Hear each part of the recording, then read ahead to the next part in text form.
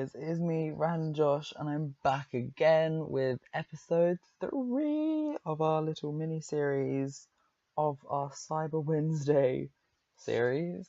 It's a series within a series, and we are learning HTML for beginners. So this episode, I kind of wanted to go back in with some more of like different tags, because obviously this isn't it. There are loads and loads of different tags, and you kind of manipulate what you've got here to make it into something a lot bigger, a lot more crazy, extravagant. And you've obviously seen a load of websites online, so you should know what I'm talking about. But anyway, let's jump in with the first one. So the first one I'm going to talk about, I'm going to continue on our little thing. For those of you who've just joined, obviously, this is where we are at the moment. It's obviously looking crap, but the purpose of these first few episodes is not to create anything beautiful, it's to make something that actually works and to learn what all these different things do and mean and all of that stuff. So anyway, let's jump into this. So the first tag, like I said, is going to be a tag that is used for linking things. So if I wanted to throw in, say, my YouTube channel, all I have to do is type in the A. This is for, have I got what it stands for? I want to see if I can find what it stands for, because sometimes the lettering is obviously symbolized by that, but it is just the A. It's just an A. But then within this A, you can't just have the A. If you see, you'll understand in a second. So what you want to do is you want to put a href. Now a href is essentially just like a reference point. So this, you want to set this equal to that. But then you want to actually get a link. So I'm going to jump onto here. I'm just going to come onto YouTube. I'm going to grab my YouTube link. Yep. Oh, there you go. Girl, you get the cheeky shout out. So anyway, let's jump into this. I'm just going to grab my link. So you want to copy, jump back into this, paste that there. Close that. Then you want to put some kind of text in between this so that it kind of recognizes that that is what is hyperlinked. So my YouTube channel, and then you want to close that A, and let's hit save, and then jump back into this. Bada boom! You can see now it links to my channel. As simple as that.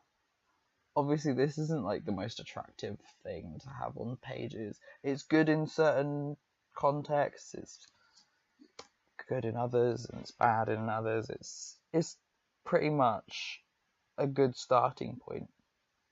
Now obviously this is just like a basic use of this tag. There are like quite a lot of different attributes that you can put with this, but that is like your main kind of one. So you can actually set this so when someone clicks on it, it essentially will kind of, I don't know how to say this, but it will basically open in, say, a new tab or something like that, and just different kind of things like that. And it does actually help in some cases, because some people don't want you to actually leave their page. They want you to just kind of visit away, but have it still there so you can, you know, come back to it. My laptop is really overheating right now. It's not fun. My poor baby is so hot. Anyway, let's move on to our next tag, which is going to be... Sorry, I've got like a list of them. Because it's so confusing to remember them all, and yeah. So the next one actually can kind of link in with the one that we've just done to some extent. which is a button, which is, as you can see clearly, you just type in button. So essentially, it's really self-explanatory. Button is a button. So what you can do is you can actually set the type. So there are different types. The generic type is you can type in like default, or I'm just going to type in button type, button, yep. And then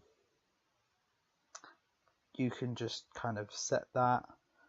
Obviously there are other things that you can do as well, like submissions, things like that. So let's just say click here for, I don't know why I'm doing so many, that's triggering me a little bit, for bants. And then obviously close, because most of these need to actually be closed. And then let's hit save. This is something that does come up when you use Sublime Text. You don't need to worry about it, it's just trying to get you to purchase it. But you don't actually need to. Shh, I didn't say that. So you've got a little button there. You can obviously make these work in different ways depending on what you want it to do. But I'm not going to go into that just yet. But anyways, moving on to the next feature. So our next feature is kind of, I don't want to say it's hard to explain, but it's one of those ones that is it's simple, but it is just explaining it is a bit difficult. It's the div tag. Now the div tag is essentially, it just defines a section. So this is what things like div tags are really good for, is if you're sectioning your code into like different pieces. So let's say I want this to be styled in a different way to what this top bit is, then you can put that into a div. Or I'll show you another way, which is coming out a bit later, which you might hear from. There are two different kind of ones that you can use. And again, these need to be closed. That's per normal. But literally, that is all it does, is it just encloses something and allows you to kind of set it as a certain name, so to say. But again, these are all going to be coming back up, and I'm going to be reiterating and going further into detail on things like divs and sections. So sections is actually going to be the next one I'm going to show you. So section is exactly the same kind of purpose. It's just for sectioning, and you can open and close them as normal. Now, what I do want to mention about these is just they're really good. I mean, I've already mentioned it, but I just want to reiterate that they're really good at helping you divide your page into chunks, especially when we're getting into the like more advanced stuff. Some of the different things that I put into one of my websites is like the parallax effect, and sectioning is actually very, very important in that, because you're using different sections to do different things, and it's crazy. But once you get your head around it and you get it working, it's really, really great. Now the next one that I'm going to show you is the embed. Now you can, put this in yourself, but what I usually do, so what embedding is it's getting something from an external application, such as YouTube. I'm sorry that I use so much YouTube, but it's like the easiest thing to do. So let's say I want a video.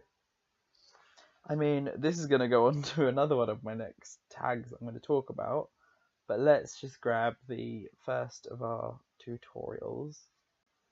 So some of you probably know this, but when you come down here and you click share, there's this button. It's called embed. And this gives you something beautiful. Now, this is actually not using the embed one, but this is just using the iframe, which is what I'm going to come to in a second. So what the iframe is, I'm going to come back to embed, don't worry. What the iframe is the iframe is essentially what we call an inline frame. So an inline frame is just going to help you keep that. If you see here, it's got some like definition. I guess you can say definitions. Some like attributes that have been defined is what I'm trying to say. So you've got your width. So that is like the width, the height. This is the source. It's got the link to the video. You've got it sets the frame border of nothing, and it allows for full screen.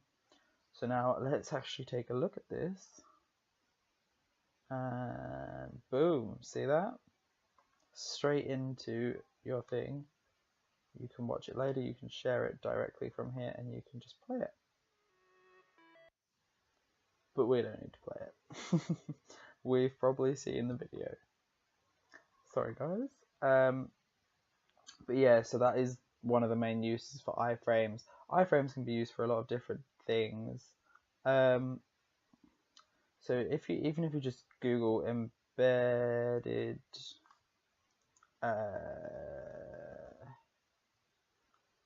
option, no, not options, embedded HTML code. I mean, you can get the link to what the stuff talking about the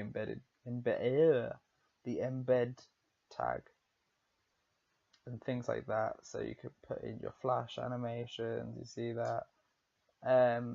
It's just the embed is grasping things that are external to HTML and putting them into this and making them animate and work and look properly. Look proper. My language today is just off. I've got like a huge headache. It's been a long day, okay guys? It's been a long day. Just forgive me. Anyway, which one are we moving on to now? Oh, it's really hot. I don't know why, but I think it's probably to do with my laptop overheating, but it's really hot in here. So take off all your clothes. Okay, I need 2 seconds and I'll be right back. Okay, so one of the next things that is super obvious is adding in things like images, and it's just IMG, simple as. But you can't just use the IMG tag, you need to know what to put inside of it. So the way to think this through, sorry, I had to move an image into here. So I've actually copied over one of my thumbnails, and I've put it in. You have to keep it in the same folder so that it can easily locate it, because whenever this is locating stuff, it comes directly to this folder. It knows to come here. So it just makes your life a lot easier. So you want to put in a source. So src. I don't know why that was such a struggle. And then you just want to type in exactly what that file is called. So for my one, it is growing up gay. So let's type that in, growing up gay. And then you want to put the dot. For me, it's JPEG. It depends on whatever kind of your the file type is. But for me, mine is a JPEG, so I just type it .jpeg. Now you can define other kind of bits within this and stuff, but I'm just gonna literally straight up I'll put that in, and I'm gonna hope that this actually is not like humongous. And guess what? It is humongous. Woo! So I can actually change this up by defining, let's say we want the width to be how big should we have it? 100. Nice and easy. Save that. Where is it? There. Now it's really small. So I'm actually going to go back and change that. Let's go to just like 600. It's probably going to be too big, but who cares? Oops. Press the wrong button. There we go. So obviously you can see it's getting a little bit cluttered now.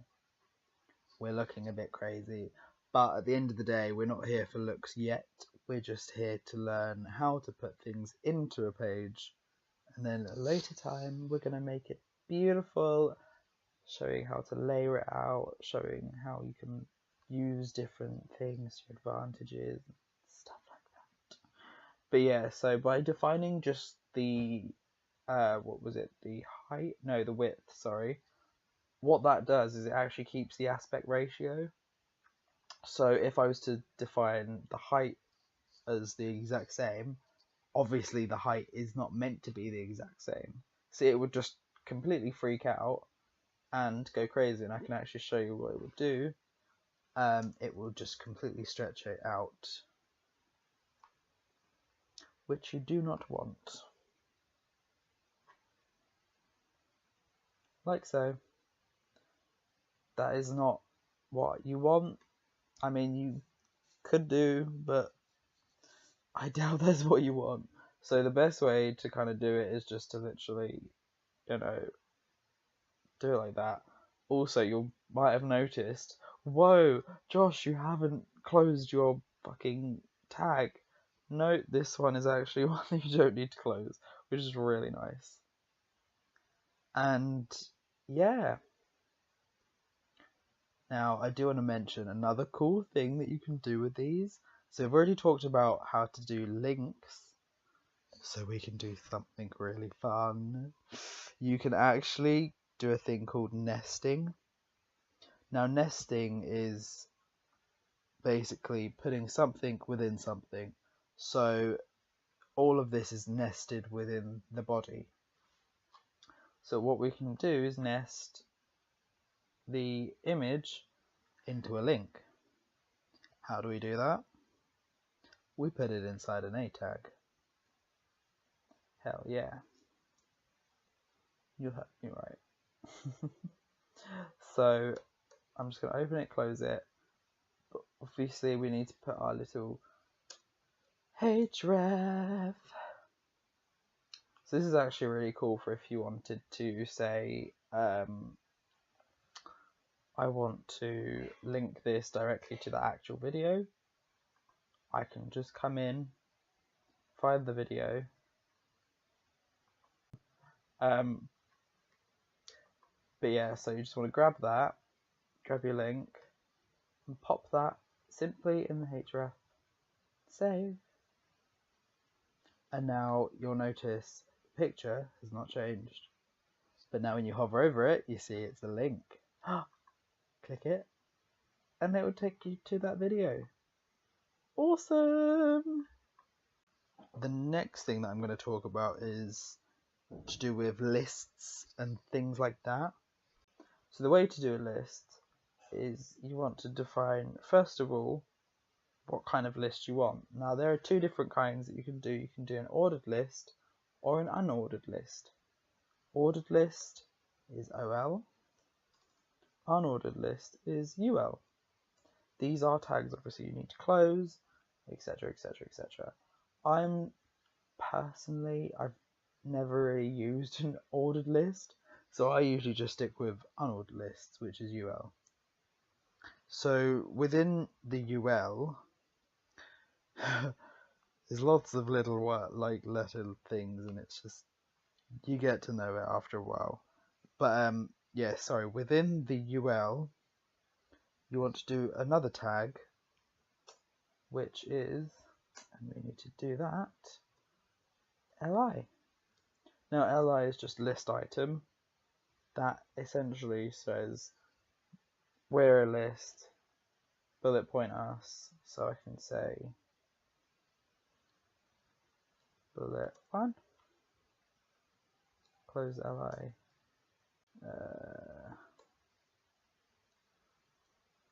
bullet 2, and then let's just close that now. Now when we save and come back into this, you can see we've got our little bullet points now. So that's like the really simple and easy way to get your bullet points. This actually will be used in a later episode that I've got planned, but I'm not going to spoil that yet. But that is actually a really crucial thing that you need to do a certain really awesome feature that is really helpful actually. But anyway, moving on from that one, I'm probably going to end very shortly. I'm just checking over all of the things that I've covered, making sure that I've covered everything. Well, everything that I wanted to at the moment. There is one more that I do want to cover, and that is, if I can find it again, is Meta. Now, I did mention Meta in one of the past thingamajigglies that I was doing, and Meta is essentially metadata about the document itself. So this is kind of, well, first of all, it's stored within the head section, just because then it's away from everything. So what we want to do is just want to type in Meta, and you can type in lots and lots and lots of different things here. So this is all about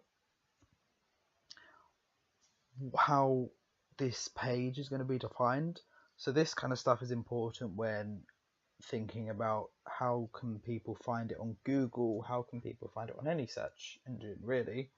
So you can do things like tagging, you can make sure that this is where your title comes in, which we've already done, and other things like that. So one of the ones that you might do is you just want to type in Meta and type in name equals keywords. And you want to put some content in that. So you put content equals, and this is where you can put some kind of keywords that people would search for in order to get this thing. So we can put website, fun. I really don't know. I have like no imagination right now, but that is literally a meta tag in a nutshell. Now you can do different ones. So we can do one for, again, put name equals. Let's do one for the author, if I can type correctly. And again, content equals Joshua. So this just tells people that the person who wrote this is me. I wrote this. I made this. For God's sake, my phone had to ring. Now one that actually is quite good is meta name equals viewport. Now viewport is basically what you want to do to make sure that your website looks good on all devices. There are other things that you may have to kind of get into in order to do this as well, but for the most part this is like the general, let's make it look decent on a website, any kind of device. Sorry. Content, I really am doing bad with my spelling today. You want to put in width equals device dash width, and then the same thing, excuse me, initial dash scale equals 1.0. And again, that just helps you so that it kind of, this literally does nothing to the actual website. But if we come on to inspect, I believe, I need to do it on this, inspect. Now this is obviously really good for people because like when you're creating websites, these is obviously good for showing you exactly what those little pieces are. It shows you where every little piece is. So it shows that the header is actually there, and you can see that orange bit around it is like the padding around it. You've got different bits, or it's actually the margin, because you can see down here, this is what the color coding shows you. It shows you what the margin is, what the border is, what the padding is, and what the content is. But obviously for each little section, you can see padding, margin. Now you can set that margin to absolutely 0 if you wanted, but by default it kind of houses this kind of stuff. I wasn't actually planning on talking about this, so this is quite different.